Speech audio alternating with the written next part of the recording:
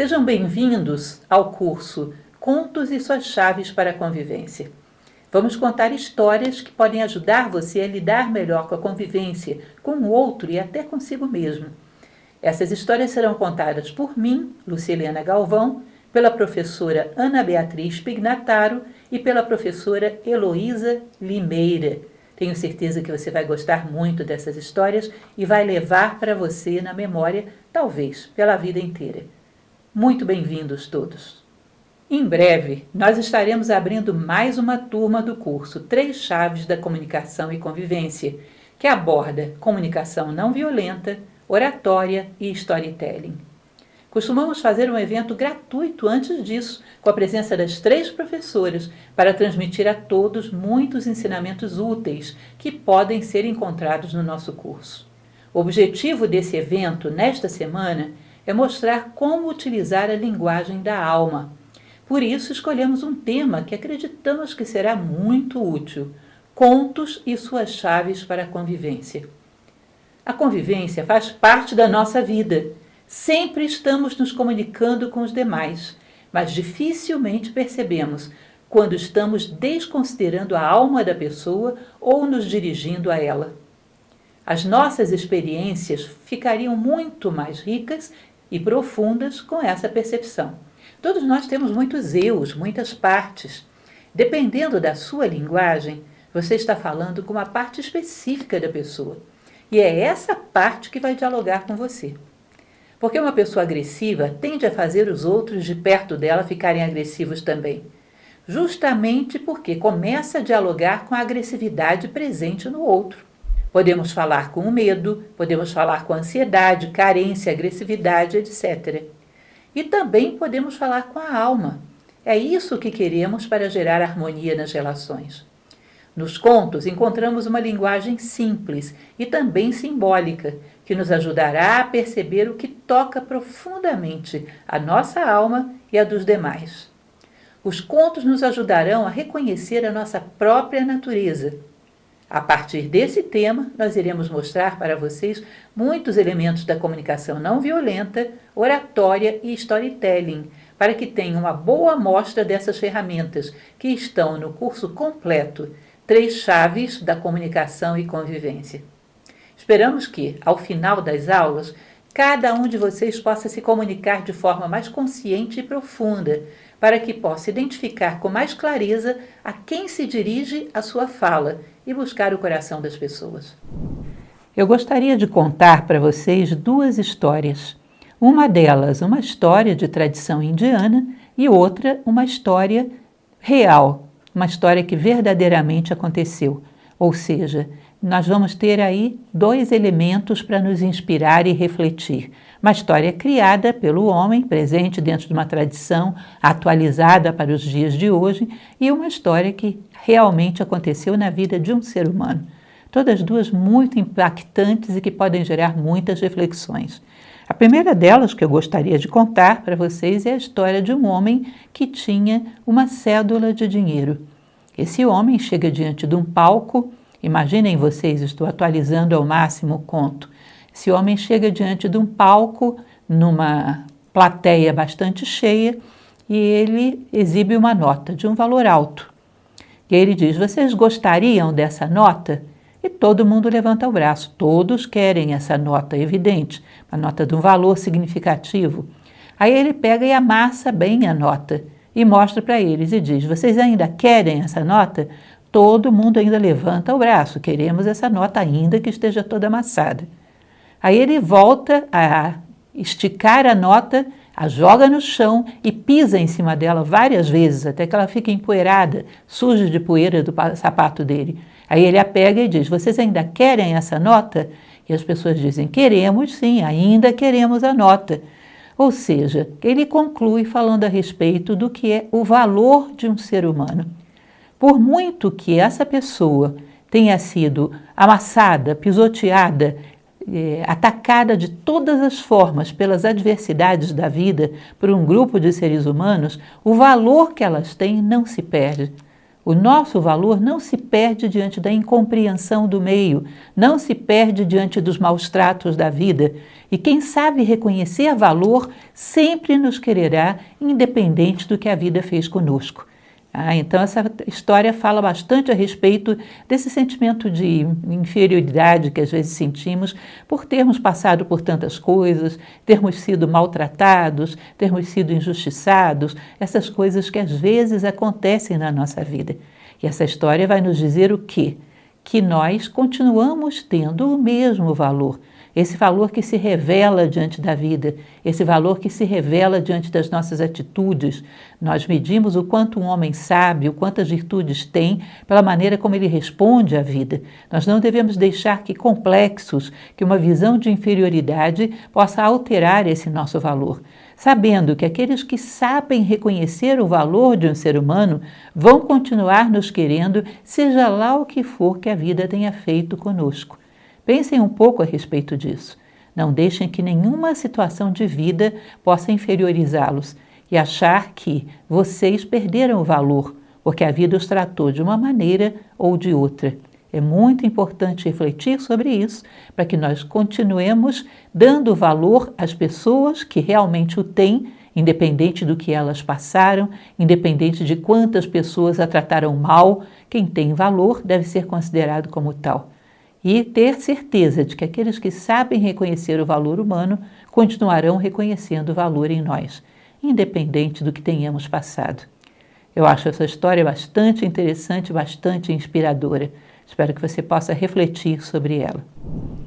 E a outra é uma história que realmente aconteceu. Conta-se que, numa época de Natal, um homem, que era um empresário, tinha muitas ocupações, ele estava passando por uma avenida movimentada e preocupado com 1000 coisas dos seus negócios, época de Natal, fica tudo muito corrido, muita gente, enfim. Ele estava ali totalmente absorto nos seus negócios, nas oportunidades que estavam surgindo, quando de repente, naquele sinal que ele estava parado, aparece ao seu lado um menino com uma caixinha de sapato pedindo uma contribuição de Natal. Ele olha meio de lado e vê aquela caixinha de sapato e vê que lá dentro havia uma manga.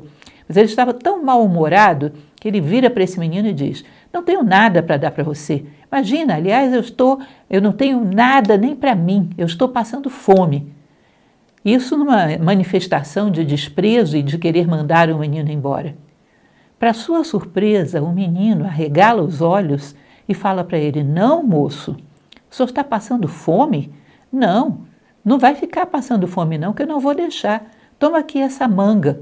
Eu achei ela ali no chão e eu também estou com fome. Mas eu sei que toda vez que eu faço o que é necessário, que as pessoas precisam, Deus também vai me dar aquilo que eu necessito. Ou seja, eu só pego essa manga e eu acho outra para mim." E fez questão daquilo. E ele olhou nos olhos do menino, havia uma absoluta honestidade nele, ele não estava brincando nem jogando com ele. Ele estendia com os olhos sinceros, estendia para ele aquela manga, para que ele saciasse a sua fome, e a dele Deus haveria de saciar. E ele, desconcertado diante daquela situação, não tem outra alternativa que não pegar aquela manga. E ele sai dali e sai tão marcado por esse fato que ele tem que estacionar o carro para chorar.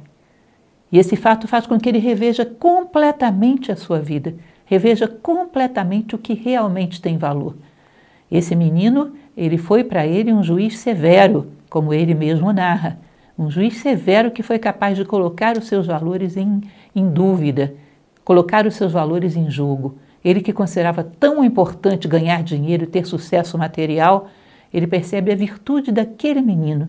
Diante dele não passaria alguém que estivesse passando fome. E ele dá tudo o que ele tem.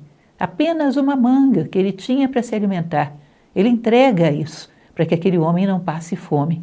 E não leva em consideração absolutamente nada, que ele passaria necessidade, que ele ficaria com fome. Ele confia em Deus e dá para aquele homem tudo o que ele tem.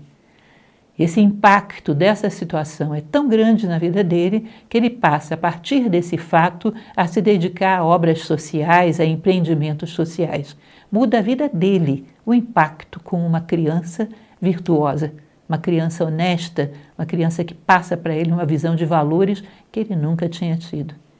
Percebam que quando somos muito legítimos, quando somos muito fiéis aos nossos valores, a nossa presença na vida de alguém, aquele ponto de contato, ainda que seja fugaz, pode marcar muito e mudar a vida de alguém.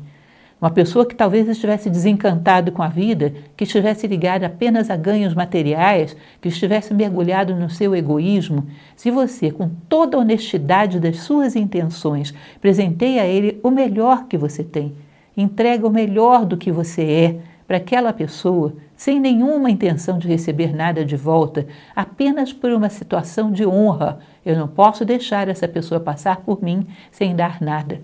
Apenas por se sentir comprometido a atender a necessidade do outro, sem esperar nada em troca, essa pessoa pode ficar tão marcada que a sua vida a partir dali seja diferente.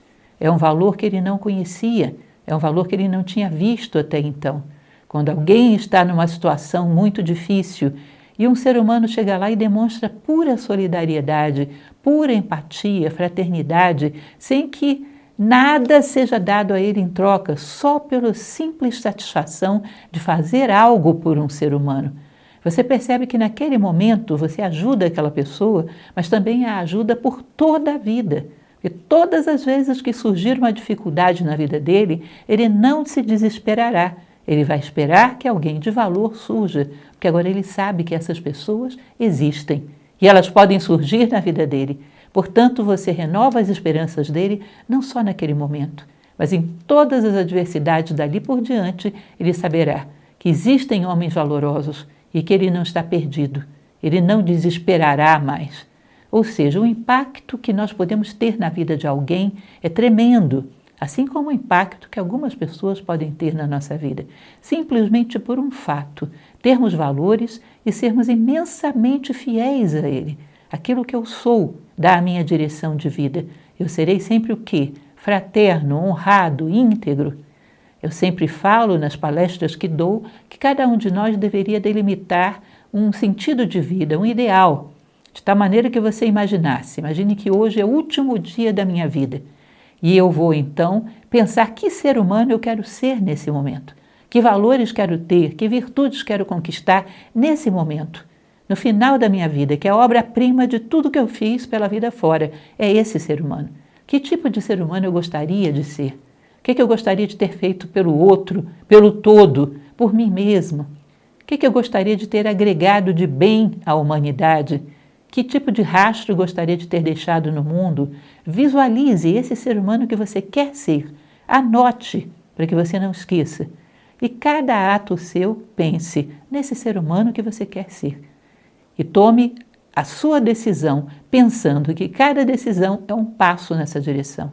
Fiel aos seus valores, fiel ao homem honrado, ao homem verdadeiramente humano que você quer ser. E isso fará com que cada contato que você tem com o mundo seja um pouco de luz. Um pouco de luz numa escuridão que às vezes está quase absoluta. Alguém sem esperanças ou sem perspectivas, totalmente mergulhados no materialismo, ou totalmente sem fé, ou totalmente cético em relação à vida. E esse ponto de contato de alguém luminoso, alguém que está buscando a luz, transmite luz para o mundo dessa pessoa. E pode fazer muita diferença. Daí aquela frase filosófica que sempre falo, que a melhor coisa que podemos fazer por aqueles que amamos é crescer como seres humanos. E para qualquer pessoa que passe pela nossa vida, a melhor coisa que podemos fazer é crescer como seres humanos. Ou seja, usar todas as oportunidades da nossa vida, todos os momentos da nossa vida para honrar aquele ser humano que você quer ser. Isso fará com que as tuas atitudes sejam luz e você saia marcando de luz o caminho das pessoas que passam por você e que também a sua trajetória seja marcada de luz. E um dia, quando chegarmos lá na frente, diante dessa inevitável morte, quando olharmos para trás, veremos um caminho luminoso que foi deixado por nós. Uma luz que deixamos no coração de diversas pessoas. E vamos ter a certeza de que estamos quites com céus e terra, que não vivemos em vão, que fizemos diferença. Esse é um ponto muito importante do nosso assunto, convivência. Nós viemos aqui para conviver com os outros, fazendo diferença na vida deles, puxando-os para cima, fazendo com que a consciência deles esteja mais elevada após estarem conosco do que estava antes. Nós estamos aqui para ajudar as pessoas a darem um passo ascendente em direção à sua própria luz, para empurrar as pessoas 1 milímetro que seja para frente no seu longo caminho de volta a Deus.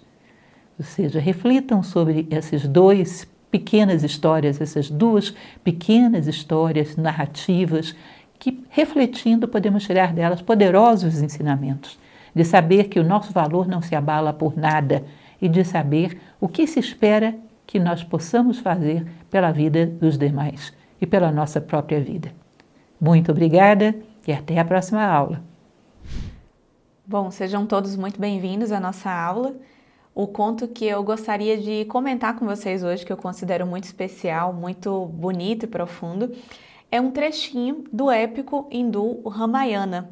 O Ramayana é uma obra muito, muito extensa, mas eu queria comentar com vocês um pequeno momento que é muito especial e que nos ensina muito sobre a comunicação e a convivência. Conta que, num certo momento, vários animais estavam juntos tentando construir uma ponte. Para quem conhece um pouco do Ramayana, é a ponte que ia ligá-los até a ilha de Lanka. Mas para a gente entender a ideia central desse pequeno conto agora, o importante é vocês saberem que eram vários animais grandes, macacos, ursos, levando várias pedras para o mar para que pudesse construir essa ponte muito importante para que Rama, o nosso personagem principal e aquele que representava uma divindade também na Índia, pudesse chegar até onde ele necessitava. E nessa construção, cada um deles ia levando essas pedras e havia entre eles um animal muito pequenininho, um esquilinho, que também queria dar sua contribuição, também queria ajudar de alguma forma e carregar as suas pedrinhas, pelo menos aquelas que ele conseguia. Só que os outros animais, que eram grandes, os macacos, os ursos, para eles achavam que o esquilinho estava atrapalhando, estava incomodando o trabalho deles, porque o esquilinho ficava passando por ali, ele é muito pequenininho, então os animais tinham que ficar tendo cuidado para não pisar nele, e as pedrinhas que ele levava para colocar na ponta eram tão pequenas que do ponto de vista deles não fazia assim uma grande diferença, não tinha muita importância. Então eles não queriam que o esquilo contribuísse, queriam que o esquilo parasse de trabalhar. E o esquilinho ficou muito incomodado com aquilo, porque ele também queria dar a sua contribuição. Ele também queria construir a ponte para a Rama. E os animais não deixavam ele entrar mais. Ele ficou muito chateado e foi reclamar para Rama. E Rama, entendendo o que estava acontecendo, fez o seguinte: ele passou o dedo dele nas costas do esquilinho, e dizem que essa é a origem daquela marquinha branca que o esquilo tem nas costas. Então ele passou o dedo dele nas costas do esquilinho, e a partir daquele momento, o esquilo, todos puderam ver que o esquilo também tinha o dedo de Rama. Ele também tinha a marca de Rama, ou seja, ele também tinha algo do sagrado. Olha só que interessante, a partir daquele momento, na nossa história, no nosso conto, todos os animais, os ursos, os macacos, todos eles olhavam para o esquilinho e agora ele não era mais um esquilo qualquer. Agora ele tem o dedo de Rama, então todos o respeitavam, todos o tratavam bem, agora todos abriam espaço para que ele pudesse passar e também pudesse levar suas pedrinhas pequenininhas para construir a ponte, todos tinham o maior cuidado com ele, porque agora também percebiam que ele tinha uma parte do sagrado. Ele foi tocado por Rama, ele foi tocado por essa parte espiritual. Ele também é um ser sagrado, ele também é um ser divino. Então, essa historinha, ela nos ensina muito, porque imaginem como seria a nossa convivência se a gente também percebesse que cada ser humano, cada pessoa que convive conosco, também tem o dedo de Rama. Ou seja, também tem uma alma humana, também tem algo dentro dela que é sagrado, que é como se fosse o dedo de Deus. É uma centelha divina dentro de cada ser humano, que é o que nós costumamos sintetizar como a alma humana. Dizem que todos os nossos problemas de convivência e essa falta de fraternidade que nós temos no mundo atual é porque nós estamos procurando como harmonizar nossa convivência no lugar errado. Ou seja, estamos procurando que as pessoas pensem como nós, que elas sintam como nós, que elas possam agir como nós, quando na verdade o ser humano é muito diferente uns dos outros e a única coisa que nos harmoniza, nos identifica, que dá pra gente, para todos os seres humanos, um sentido comum é a presença da alma humana, é a percepção que todos têm de alguma forma esse dedo de Rama. Vocês sabem que nessa semana nós estamos conversando também sobre a comunicação não violenta, que é um assunto muito interessante.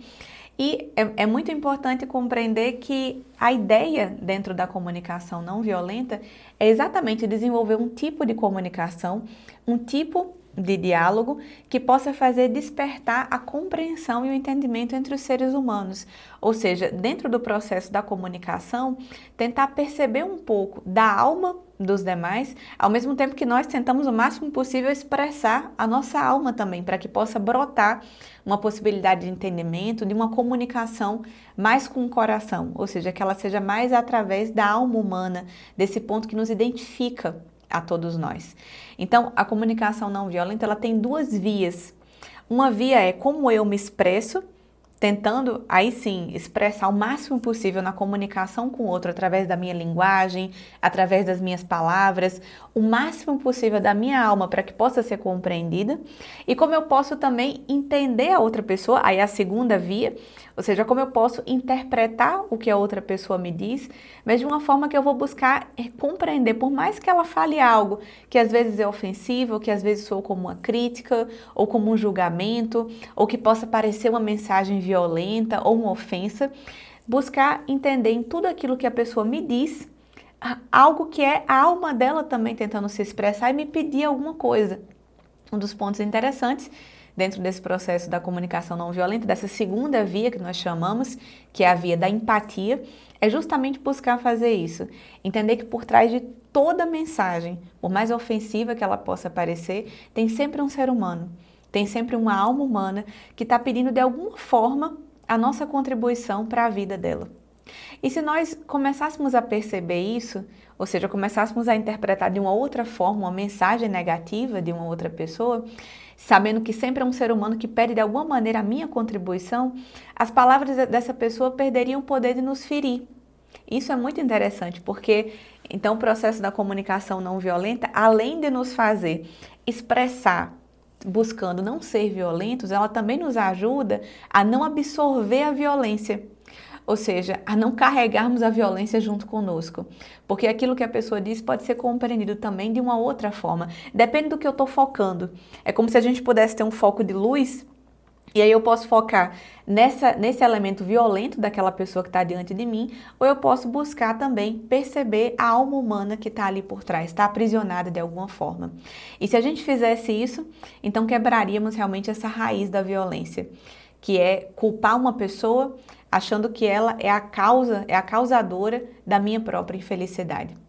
É como se nós, dentro desse processo que a comunicação não violenta propõe, é como se a gente quisesse ser como um fotógrafo. Só que em vez de o fotógrafo ser aquele que capta a luz e vai impregnar, né, o filme da máquina, não, a gente quer ser aquele que coloca a luz que vem de dentro nas coisas que nós estamos fazendo. Colocamos um pouquinho mais de luz em tudo aquilo que fazemos. Colocamos um pouquinho mais a nossa alma nas coisas que nós estamos fazendo. Bom, esse pequeno conto, ele mostra pra gente então que seria a essência da busca por essa comunicação mais profunda. Perceber que todo ser humano tem uma alma, então, e que em outras palavras, todos têm o dedo de Rama. E se nós percebêssemos isso, a nossa relação com todas as pessoas seria muito diferente, da mesma forma que aqueles animais da nossa história mudam totalmente a postura com o esquilinho quando percebem que ele foi tocado por Rama. Então, na sua comunicação, a partir de agora, tente se lembrar do esquilinho, busque lembrar dele. E lembrar que todas as pessoas que estão ao seu redor, quando a gente começa a se incomodar muito com a convivência, como aqueles animais, quando começaram a se incomodar muito, de alguma forma, perceber, lembrar do esquilinho, perceber, todos têm o dedo de Rama. Olá pessoal, uma alegria estar com vocês mais uma vez falando sobre convivência e comunicação. E hoje relacionando com pequenas histórias que podem nos ensinar algo se soubermos ouvir com os ouvidos da alma.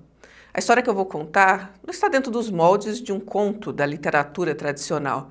Essa história é um capítulo que faz parte de um livro muito conhecido de todos. Eu tenho certeza que você já leu, que é O Pequeno Príncipe.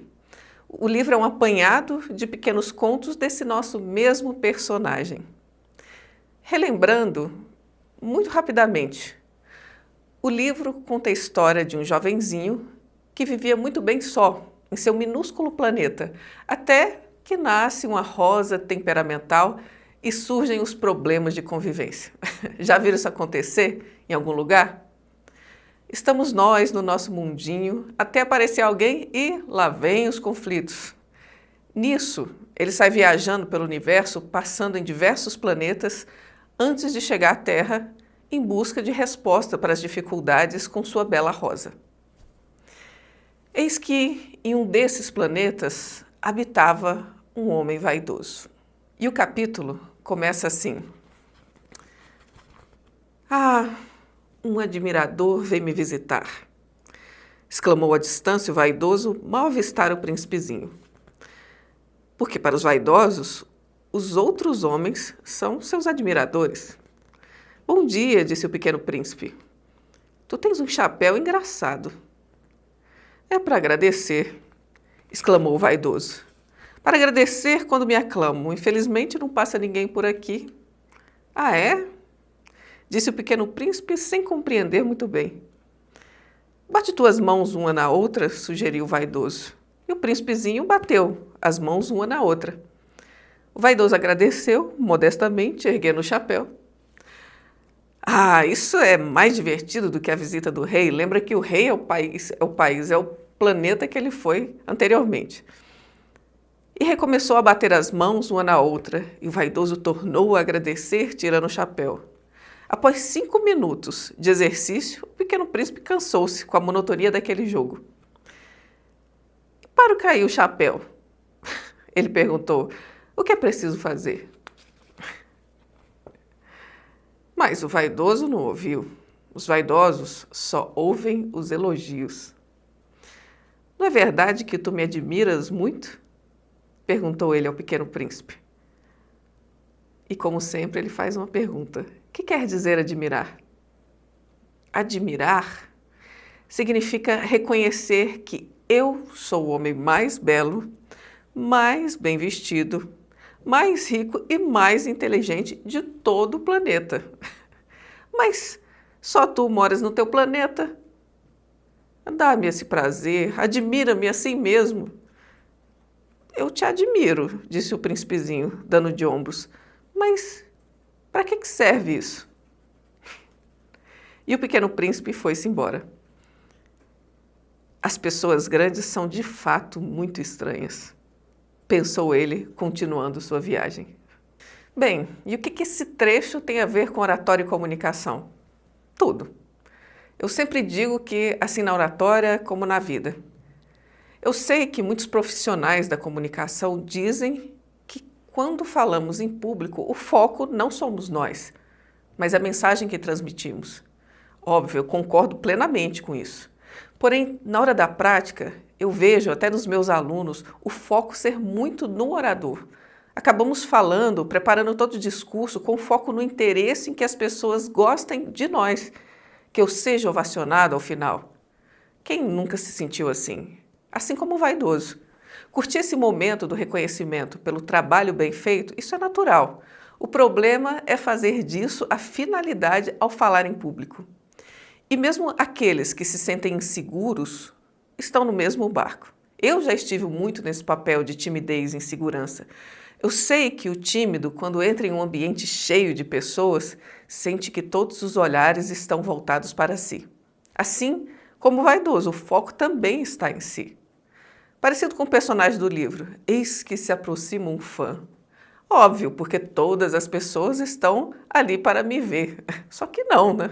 Assim como vocês não estão assistindo essa aula para ver como Heloísa é maravilhosa, mas para ouvir uma mensagem que seja válida. O seu público está buscando uma mensagem que seja útil para ele, que traga alguma resposta para uma necessidade que essa pessoa tenha. Compreendem? E para quem assiste ao vaidoso a primeira vez, pode parecer até envolvente, brilhante, emocionante. Mas depois de algumas vezes, só falta perguntarmos: que horas que vai cair o chapéu?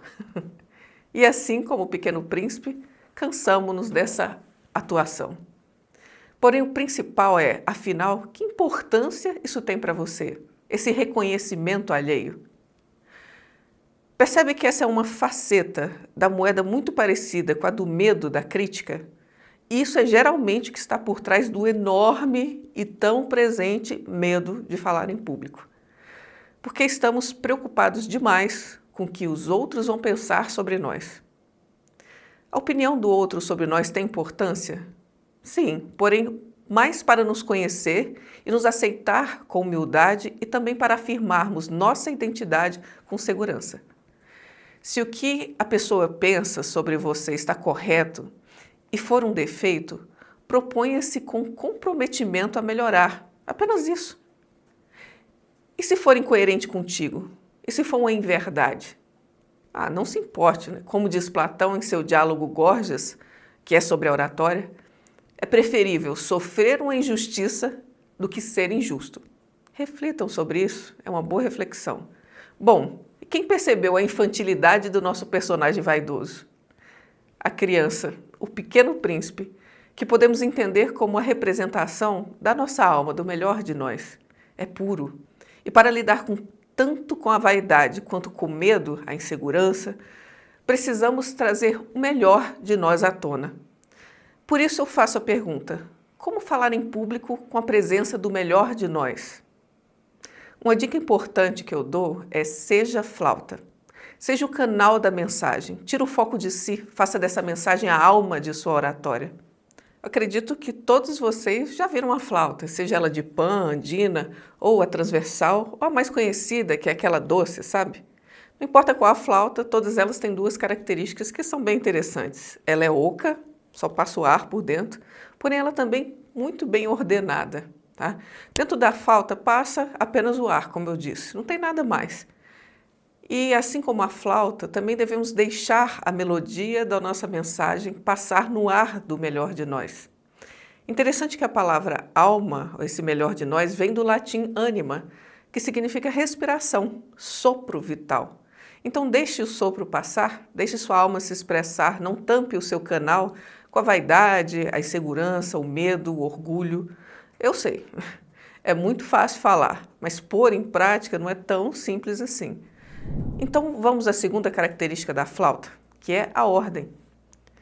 Quando vocês veem uma flauta, veem que as chaves, aqueles buraquinhos, que estão no corpo da flauta, eles são milimetricamente no lugar certo. E se não estiverem, o som desafina. Dessa forma, a melodia, que é a ideia do compositor, se estiver desafinada, não será compreendida. Assim como na oratória também, temos que nos ordenar para a nossa mensagem, a ideia que eu devo transmitir, seja compreendida, e muito bem. A oratória é uma arte, e a arte precisa de uma certa disciplina, de organização, de prática. Não vem de graça. Eu pego emprestadas as palavras daquele que foi um grande orador e filósofo romano, que é Marco Túlio Cícero, de seu livro De Oratore sobre a oratória. Já peguem papel e caneta para anotar um pouquinho desses ensinamentos que vão vir. Cícero diz: a arte da oratória compreende 5 partes. 1. Descobrir as ideias. 2. Não somente dispô-las, mas dividi-las e classificá-las segundo a importância. O 3º é revesti-las e embelezá-las com a expressão conveniente. O 4º, fixá-las na memória. 5. Recitá-las com dignidade e graça. Mas é fundamental, antes de você descobrir as ideias que vai transmitir, é definir com clareza o seu objetivo. Para isso não basta somente saber o assunto que será abordado, você deve refletir sobre essa ideia, vê-la aplicada na vida, tirá-la da folha do papel para que não seja apenas um conceito, uma informação. Coloque vida, sinta dentro de você. Depois, partindo de suas reflexões, escreva um objetivo claro e sintético para o seu discurso. Pergunte-se onde você quer levar o seu público. Para isso, não pense somente no que você acha interessante sobre o assunto, mas no que essa mensagem que você possui tem de utilidade verdadeira para que as pessoas que vão receber realmente tenham algo útil. Chris Anderson, que é o presidente do TED Talks, escreve no seu livro O Guia Oficial do TED para Falar em Público que a obrigação fundamental de um palestrante é reconstruir na mente de seus ouvintes algo que importa ao ouvinte, né? Uma criação mental que esses ouvintes podem reter, levar para casa, apreciar e, em certo sentido, permitir que ela os modifique. Percebem como é importante ligar a mensagem ao ser humano que está ouvindo?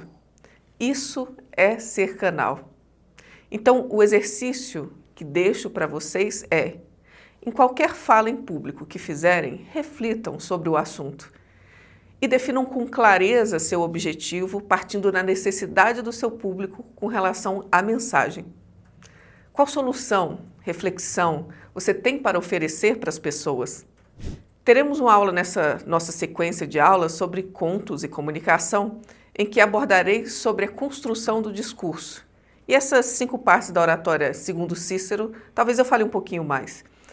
Vou aguardar vocês com muita alegria e, caminhando para o final de nossa conversa de hoje, eu espero que possamos deixar o nosso chapéu da vaidade cair. Também o da insegurança, o do medo, de estar diante do público e entregar de coração o que temos de melhor.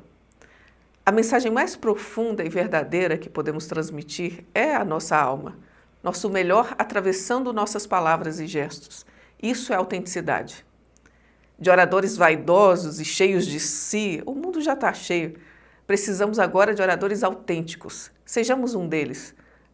Agradeço de coração a atenção de vocês e até a nossa próxima aula.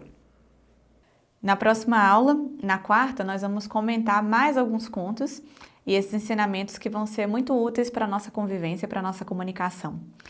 Eu tenho certeza que você também pode melhorar muito as suas relações com o que a gente vai mostrar juntas nessa semana, porque os contos realmente têm uma capacidade enorme de tocar o nosso coração e de nos ensinar. Lembrem de deixar os comentários, as dúvidas de vocês no nosso chat.